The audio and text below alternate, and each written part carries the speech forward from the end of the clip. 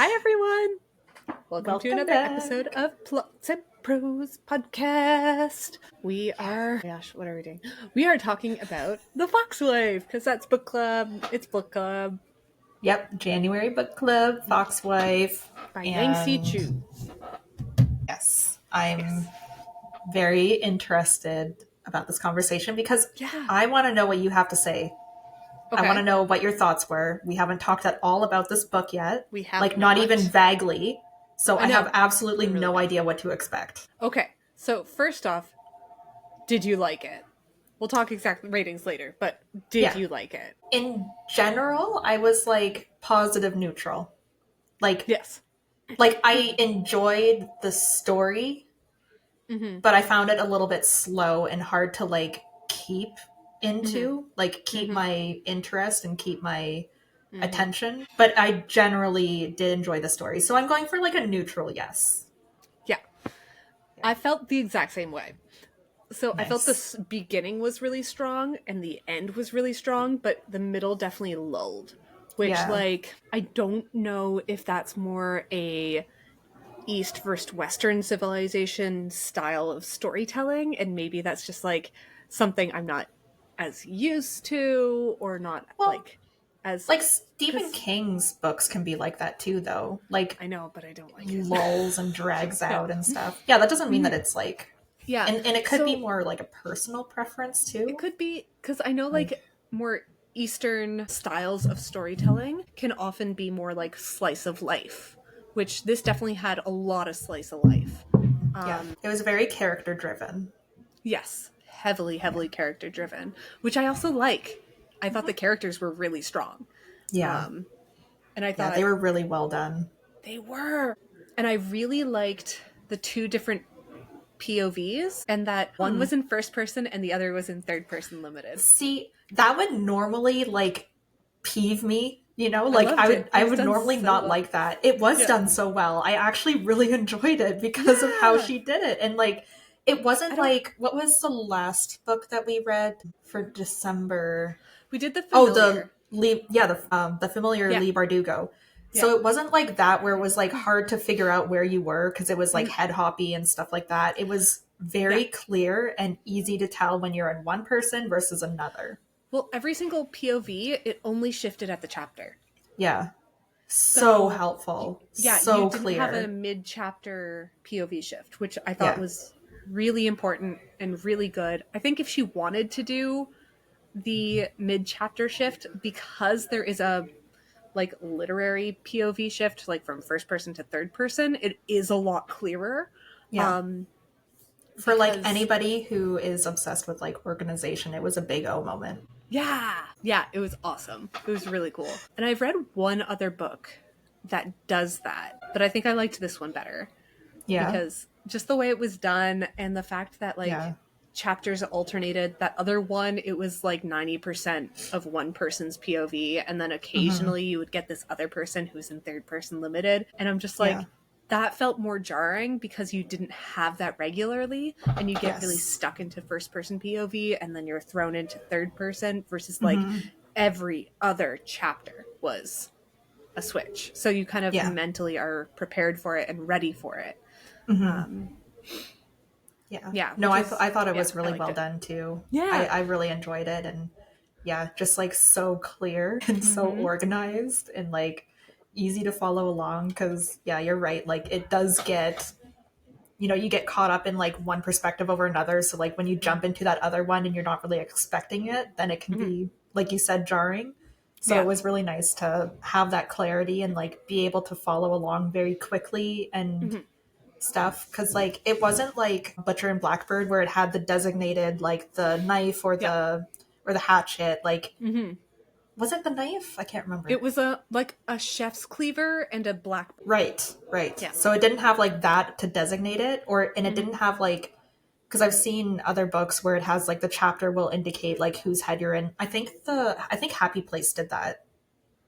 Yeah, a lot of books do indicate at the beginning of the chapter that the person's POV.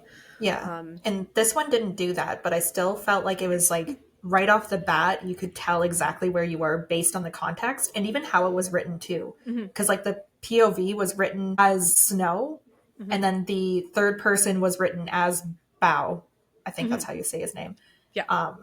But so it was like, I really liked that too, because you felt like you were this person. You didn't feel like it was the same narrator describing both of these, which I feel like happens a lot. So the author was able to really quite strongly write from each character's POV, which was really cool. Yeah. And for like such diverse characters too. Like you have an old man and a well, like I guess really old woman, but still theoretically immortal woman. Yeah, it was, I think the writing style is very strong. I think this is a very strong author, and I definitely would read more of her stuff. She has other books. Yeah, she's like a critically acclaimed author. Like she has some awards and stuff too, I'm pretty sure. Like, okay. Night Tiger, I know, is a big one. Yes. I remember seeing that one. Let me look this up because I should have done this before the episode, but I thought I would remember, and that was my first mistake. Okay, so other books by Yangsze Choo are The Night Tiger and The Ghost Bride.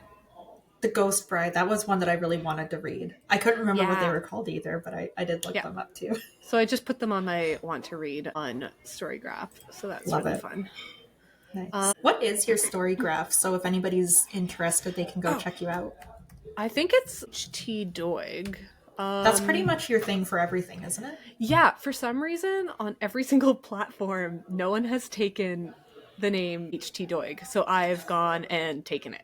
You claimed it. You're like, I'm H.T. Doig. I have 2 published works. I am known as H.T. Doig. This is me. So, also, this is a little divergent off of talking about the Foxwife, but I found out, so you know the Cozy Fantasy charity anthology that I was part of? Yeah. So I found out that as of right now, so it's like 2 months post-publication, we have raised a little over $390 for Room to Read. That's awesome. Like, that's amazing. That's amazing. Because that just came out very recently, too. Yeah, like 2 months ago. Yeah. Yeah. That's so awesome. Yeah. I'm bringing my copy because we're seeing each other next month. I'm bringing my copy to be signed by the author. Oh, well, I would love to. I'm so excited. Yeah, the other anthology that just came out last week, The Tongue is Sharp, for anyone who is feeling angry. It's still too early to tell how much we made because it's been less than a week. Like, Amazon hasn't even processed the paperbacks yet. Yeah. Which is driving me crazy, but whatever. I know. I'm waiting for mine. I know. I want a physical copy. Same. I'm really proud of that short story. I never got to see past the first stages, so I know it's like probably totally changed. Yeah, it changed a lot. I want it. My mom read it, and she told me it was really, really good. So, oh, yay! Guys, my mom thinks I'm great. You are great. Well, thanks. Anywho, yeah, that's my little plug. All of those go to all of the proceeds for that go to charity. So basically, like, all the art and editing and writing was donated, so we don't have to pay. Like, no one has to get paid. Every penny that is earned from that goes to charity. Yay! Yeah, different charities. Room to Read and the ACLU. So yeah, that's good. Important things. Yeah, good stuff. But yeah, my Storygraph is H.T. Doig. It's the same everywhere. Love it. Yeah, it's great. But yeah, Foxwife. Yeah, I think my biggest complaint on the entire story is that the pacing was a bit slow. Yeah. Like, it just felt I feel like it made sense for the story, though. Like, as much as I didn't enjoy it necessarily, it made sense for the story. Mm-hmm. There was no, like, identifiable point that I can point to where I'm like, I am taken out of this story and this is now easy to put down. It was more just like, it was a lot of slice of life and a lot of like, well, you know, foxes are curious, even to our own detriment. And just like that was repeated over and over and over again. And just like, yeah, it was, I don't know if I was expecting a little less slice of life. Like I would have liked a little bit more to happen. I feel like some of the things where I felt like it could have been really interesting were a little bit like passed through or like like brushed over a little bit. Like opportunities where it could have made it a lot more lively and stuff, like where it could have been drawn out a little bit more to explain it a bit more, to like increase that tension and stuff. I feel like that could have been, you know, a little bit more, but I feel like I'm satisfied with the story itself. Like I'm okay that it was as slow as it was. Like as much as like it might not have been my favorite way to read or like thing to read or whatever, like I just feel like I'm okay with how it happened, even though I wasn't necessarily as piqued because of it. I found that it took me, like, I had to kind of force myself to keep reading, because I'd be like, well, I'll put it down at the end of this chapter, and like I'd have to kind of force myself to keep reading through the chapter, not because I didn't want to, but just because like it was a little slower than I enjoy personally. I don't think I had to like force myself to finish chapters, but definitely like just picking it up, I wasn't like magnetically drawn to it, which I don't know if that's just like the mood I was in while It could reading, be that too, or whatever. But like I found what, like maybe 65-70%, that's when it picked up again, and I'm like, okay, now I'm invested. Now I want to read this book. I like wanted to, I don't know how to describe it because I feel like I'm contradicting myself, but like I did want to read because like the author would allude to things that were happening, or like suggest like different relationships or things that were brewing, that like, and I wanted to connect the dots. And I was kind of doing that in my head, and I'm like, well, I want to know if I'm right, like in my assumptions and stuff. So like that kind of motivated me to want to keep reading, because I'm like, okay, I need to know the backstory to this, because like you don't know the backstory until near the end. And I knew that that was coming because it's all character driven and stuff. Like it's not like there's a big event that you're leading up to. It's like you're learning about the history of these foxes. Yeah. And like Snow is trying to, even though she's like hell-bent on revenge, she's not really rehashing the memory per se. She's trying to like stifle it. Yeah. Even though she's so rage-fueled. Yeah, and then Bao is very like, he's the one trying to figure things out, so you're discovering stuff kind of in time with that. And I really liked how Snow's and Bao's chapters were kind of like in line with each other. So it's like anything that happened to Snow, Bao would then be figuring out more about her. And as Snow figured things out, sometimes Bao was figuring things out. And I really liked how the stories intersected. I thought that was really cool. It was very complimentary. It was almost indirect and like somewhat accidental, because he would never have like met with Tagta again if a bunch of like happenstance things didn't happen. Like pure luck. It really did come full circle, which was very satisfying. Yes. There were no loose threads at the end of this book. I really like that. Should we get into the spoilery section? I would love to get into the spoilery let's do that, because I feel like we have to be there. Yeah, I think we're both kind of dancing around trying not to spoil things right now. So, like, we had some things that could spoil in the little bit, but it's nothing that you can't figure out by yourself pretty easily. Yeah, exactly. Like, again, it had this mystery plot kind of to it with Bao, but it's like you get all of the information that you can figure it out yourself quite easily. Or you can, like, assume the rest, like, fill in the blanks. It's most likely you'll be right. Yeah. So it's like, oh my gosh. It's like, I know, like, where do you start? Where do we even start with this one? Okay, so start with the ending. Like, what did you think of the ending? Okay, so the ending I thought was okay. You know that like little vignette or something that she says, well, that's the story. Here I'm burying it under this wall. I kind of wish that wasn't there. I feel like it was a stronger ending. Like if you just took those 3 paragraphs out, I think that was a much stronger ending.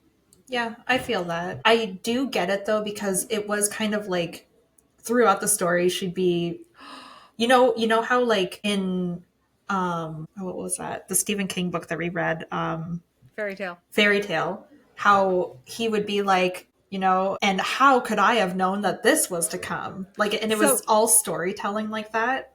Something just clicked in my brain. So the last 3 paragraphs or something, she mentions that this was her journal or her diary or her account. That's why her chapters are in first person and Bao's chapters are in third. Dude, I didn't even think of that. I didn't get it until now. I totally got it now. That makes so much sense. But I'm still kind of curious how Bao, like, how she would know so much about his story, because she didn't necessarily, like, it's true, have that kind of conversation with him. So there's either something missing, or Bao maybe found it, or something. Maybe there's just a conversation that we were missing. Her chapters that are the journal, and Bao's chapters are like that almost like omniscient narrator that follows around. Yeah, maybe. Because it did kind of end with Bao. Yeah. Like the story ended with him, and then So that could make sense. But I feel like there was something missing to tie that in. Which in which case, then I think you're right that it would have been stronger without that specific component. Yeah, I think I think the ending would have been stronger without that little aside, just because I don't know. I felt that was jarring, and when it ended with her and Kuro, like saying, "Yeah, let's move on to Korea because there's a plague going on here that's not safe for foxes." That just felt really satisfying. Yeah. And I really liked how she's like, our relationship isn't perfect. We're still working it out, but we're working it out. Yeah, and we're doing it together. Yeah, and I think that was like really realistic, and it acknowledged the trials and tribulations of being in a partnership when you lose a child. And I thought that was done really, really well. Yeah. Yeah, I think the emotion was captured very effectively with like every character. I didn't feel like things didn't make sense at any point. Yeah. But yeah. I think you're completely right about all of that, honestly. Like I really enjoyed the ending because I really like a happy ending. I know it's so corny. Like I like when things work out for everybody. Happy ending. That's part of the reason I like romance books, because it's a happy ending. Yes. So like having everything come full circle, everything checked out. Like, because I was even I don't know a lot about like Chinese history, Korean history, Japanese. I don't really know a lot about any of that, honestly. I would like to learn more, but so I was like checking out all of the facts, like did this exist before 1900s, and like who is this author that was referenced, and like I was checking out everything to make sure that it all made sense and it was all accurate, and she did a very good job. Okay. You can hear that, right? I can. Okay, listeners, if you can hear that, my dad is in the garage, which I live on top of the garage, and he is doing some kind of construction building thing. Oh. I don't know what he's doing, but I heard the saw going and then a bunch of big thumps. So he's doing something. I apologize. Dad. It's fine. He might be trying to build another like animal containment vessel in the garage because it's really freaking cold here, and the ducks are already in the garage, but we don't. I was just about to ask if the ducks are still there. Yeah, the ducks are still in the garage. It's still too cold for them. Like, they can't walk more than 4 paces without like sitting down because their feet are too cold. Like, so they're in the garage and they get like cut up watermelon, and they're pretty happy with that. But then like at a certain point, the chickens might start having issues because they already have little bits of frostbite you can like see on their comb and stuff, and like they look cold. But there's like 8 chickens that can, and they snuggle together. Ducks don't snuggle together, so they don't. No, not to the same extent that chickens do. Where chickens will actually, like, that's one of the protective things that helps a lot of chickens be warm, is because they actually like snuggle together to get warm. That's kind of adorable. Like, I know that I'm like deadly afraid of chickens, but that's pretty adorable. Yeah. But, and then the goats are fine. They're cold, but they're fine.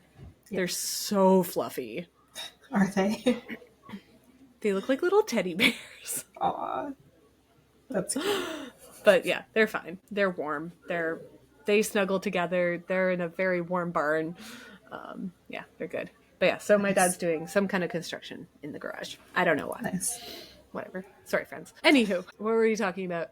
We were talking about the timeline. Like, yeah, the author was really, like, true to the history. Yeah. Like, she did her research. Mm-hmm. And I know, like, Fox Folklore, it changes a little bit based on where you go in that region of the world. And she really did include Fox Folklore from everywhere in that world, in that area.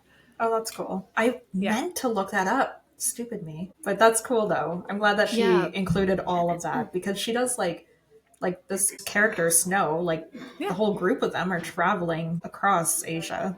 Like, yeah. And, like, Kuro and Snow, or Kuro and Snow kind of represent a certain type of fox folklore, and then Shiro represents another type of fox folklore. I'm not well versed enough to be like, hey, I know this is Manchurian fox folklore versus Korean, Japanese, Chinese. Like, I don't know enough about that to do anything. That's cool, though. So they kind of each represent a different lore. Yeah. Nice. Which is really, really neat. That's good to know. And yeah, it kind of makes sense because they have very different personalities. Like, all three of them do. So that totally checks out. Yeah. So interesting. Super cool. Super neat. Yeah. I really liked that. Because then it also is like, all the folklore is correct. It just depends on the fox you meet. Yeah. Which is really neat. And I think that kind of, like, translates to a lot of other things too. Like, just in general, like, who's to say that, you know, all these different, like, old wives' tales, lore, legends, myths, like, who's to say that none of them are true? Because there could be some truth in all of them, and it's just like, you never know which one you're gonna get. Right? It's like, you don't, and I think that really does, it just applies to life. You're like, you don't know who you're gonna meet and who you're gonna get, and everybody's different, and that doesn't mean a group of people are the exact same. It just means that's the kind of person you've interacted with. Yeah, exactly. Yeah. And, like, you can have a lot of the same characteristics as other people, but you're still different in different ways. Like, it's very complex. Exactly. Yeah. Which is that's cool. Yeah. That's good to know. Super cool. Yeah. And, like, one thing I wish she did a little bit more of is, you know how Snow was able to go up to Bao and, like, be like, oh yeah, your chi is all messed up. I can't help you, but, like, someone else can.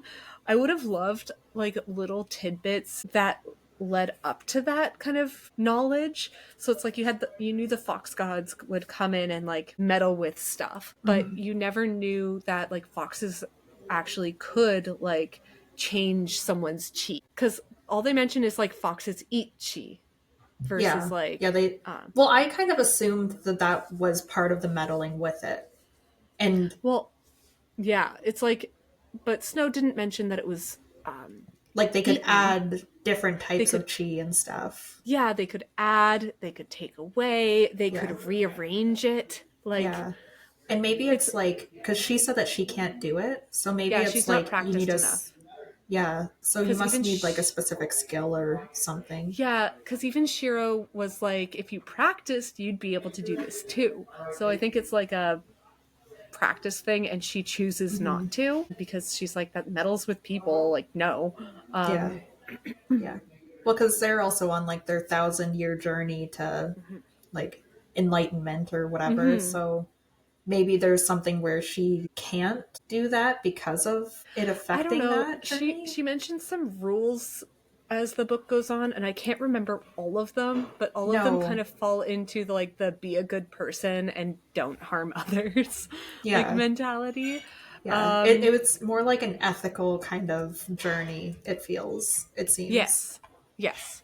Yeah. Which, I mean, going for enlightenment is, like, that the 1,000-year journey and, like, the journey to enlightenment that I know from, like, Buddhism and stuff like that, which my knowledge is very surface level, but Like, that's basically the same. It's a lot of the same kind of principles, at least.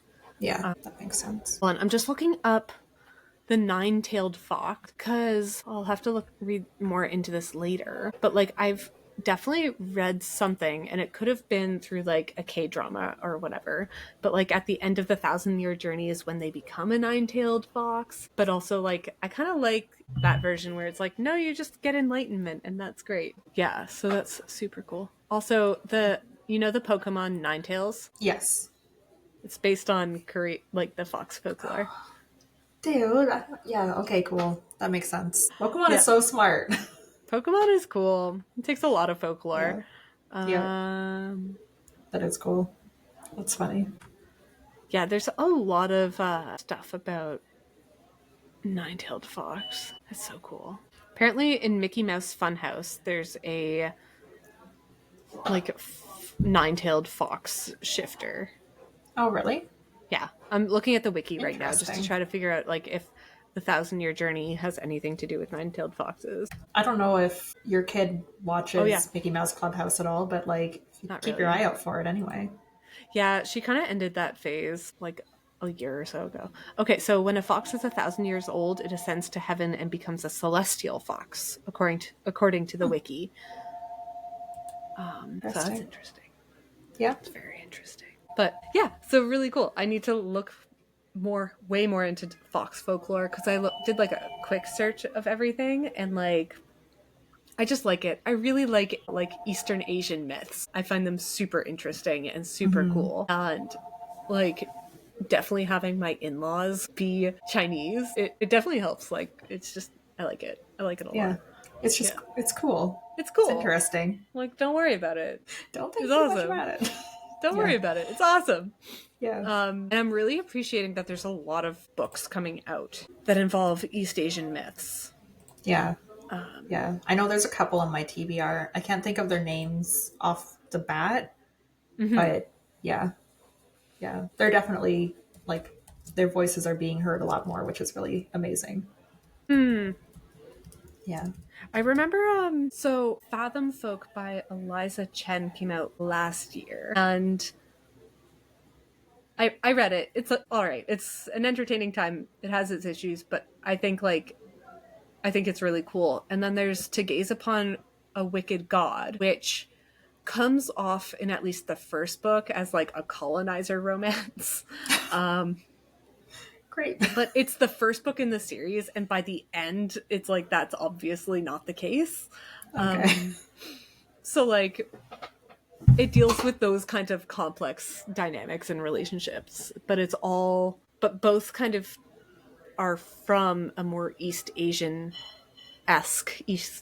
type perspective of different like myths and folklore and fantasy. And like, yeah, To Gaze Upon a Wicked God is definitely like there's a lot of colonization and that's what's going on. And it's like, yeah, those are two that just come to mind right off the top of my head. I know one that got really popular was Daughter of the Moon Goddess, but I haven't read that yet. That's one that's on my TBR. Yeah, and then there's Iron Widow that I really want to read. I'm pretty sure that one's on my TBR too. I think it's The Night Ends in Fire. It's basically like a Mulan retelling. Oh, that's cool. Yeah, super cool. I'm trying to... It's like I've read a lot, but I don't remember anything. That's kind of nice when you get to that point, and then you can reread the books that you've read and you already know if you like them. I don't often reread books just because I don't have time. But yeah, so I have my 2 special edition boxes, one with Fairy Loot and one with Illumicrate.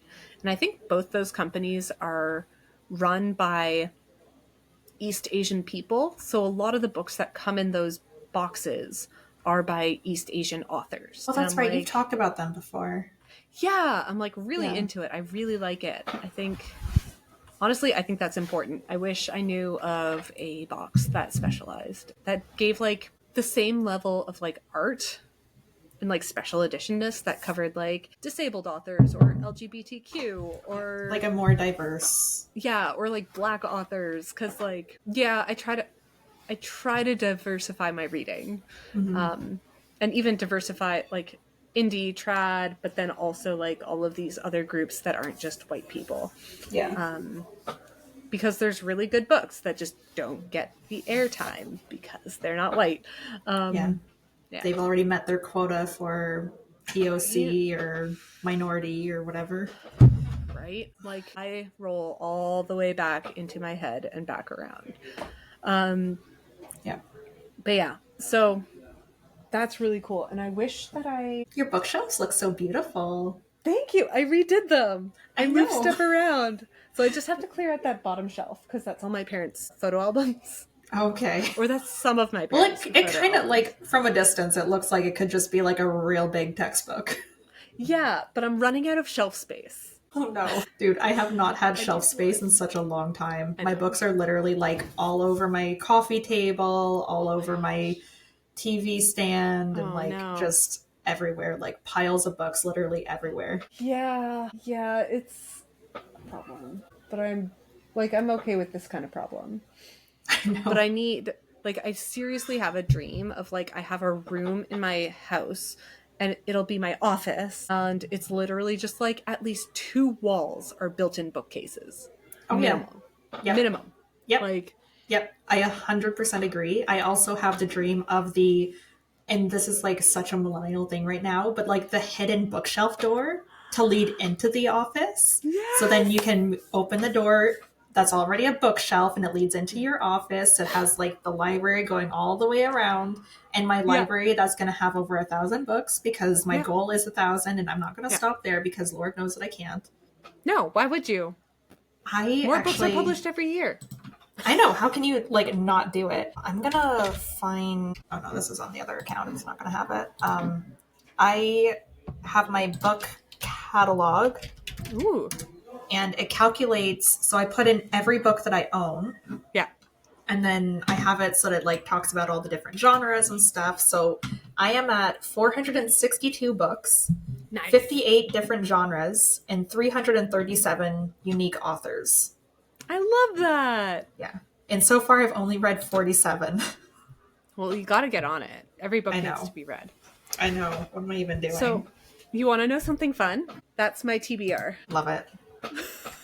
I know. Mine is mine too. Like, I know. Erin's trying to enforce that I read the books I have before I get more books. So, I know we're kind of off the the Foxwife topic, but I think at the end of the day, we both liked it. There was nothing really controversial that we could find about it. I thought it was a solid book.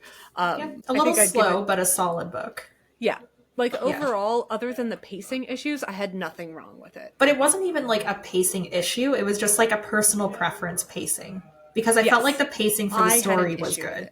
Yes. Yeah. I had a personal issue with the pacing. Yeah. And same. That's what I think took it off. But I think we should start a challenge this year where we're not allowed to buy a new book until we read a certain number of books from our TBR.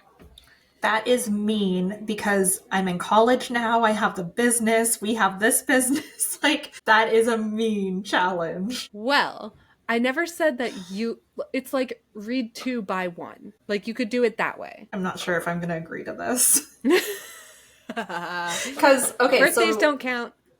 So the book, like, not the bookshop, but I call it the bookshop because that's where I get all of them. The thrift store does not count for me. Well, thrift store does not count. I get books for a quarter. Like, that doesn't count to me. I'm not spending, like, hundreds of dollars on it. No. So that doesn't count either way. But even still, like, I'm not going to find the books that I want, the new books, the other things in there. Mm-hmm. So I'm not sure that I can agree to that because I'm sorry. No, you're not. I'm not sorry. I'm not sorry at all. You're not sorry. Erin, I'm sorry. But even then I'm still not sorry because no. It's the one thing. It's my one thing. It's my one thing. That's fair. That's fair. Yeah. That's how I am. Yeah. Well, your books are just going to remain unread then. No, I'm slowly reading through them. You say that when you have like 400 books unread. Okay. I'll chirp you on that one. You can, but imagine like if all of the power went out for the rest of eternity, do you know how much content I would have to keep me going? Like, it would be so good. It would be so good. Like, and then if we put our books together, do you know how much content we would have? Because you and I read in different genres as well, so we don't really have a lot of overlapping books, unless it's like the book club books. Yeah. And like, I think there's a few others here and there that overlap, but for the most part, like, you're a lit fic thriller, and I'm romance fantasy with some smattering of sci-fi. Yeah. Like, we would have endless possibilities. And like, if you're saying that you want me to prevent myself from increasing our library and our potential, I don't know if that's something that you really want to do. No, I don't. No, I didn't think I'm just trying to come up with things to help you read your books. I'm gonna read them. Like, once summer hits, then I just have restaurant and this will, I'll find more time then.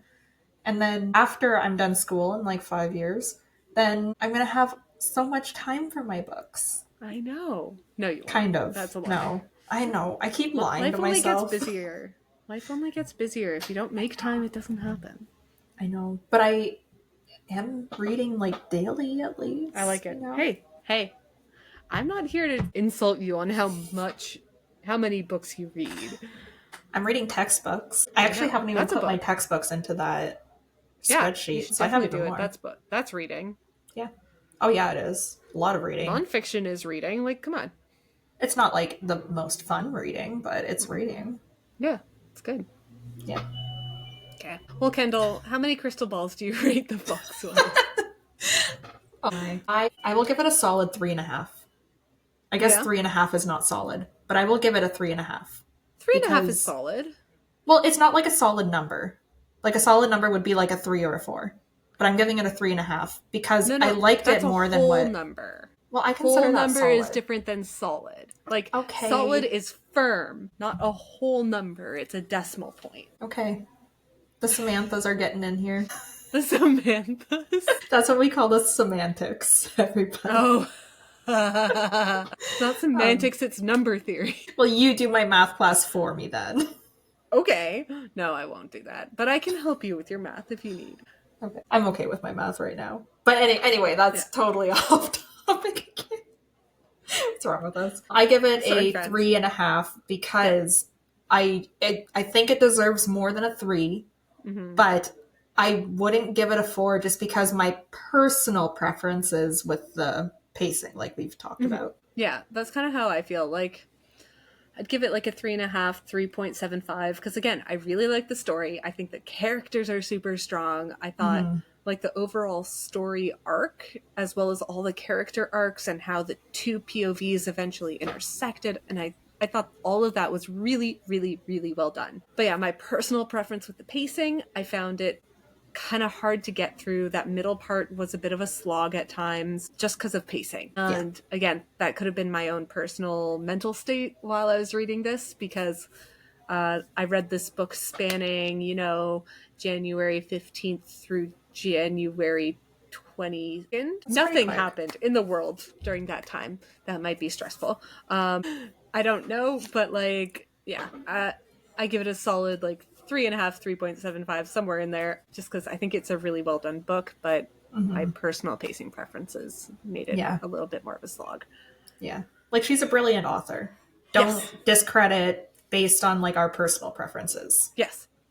And I know a lot of people who have really thoroughly loved this book. And it's like, I think it deserves it. I think it deserves all the love and accolades. It's a well done book, and I really like the folklore. Yeah, I love me folklore. Too. I love learning about it. I love reading books that are about folklore and myths and all of that fun stuff. Like, it's just genuinely interesting. It's really cool. More of that. More. Yeah, please. More. Yeah. More. Oh gosh. All right, should we sign off now? We should probably sign off now. Okay.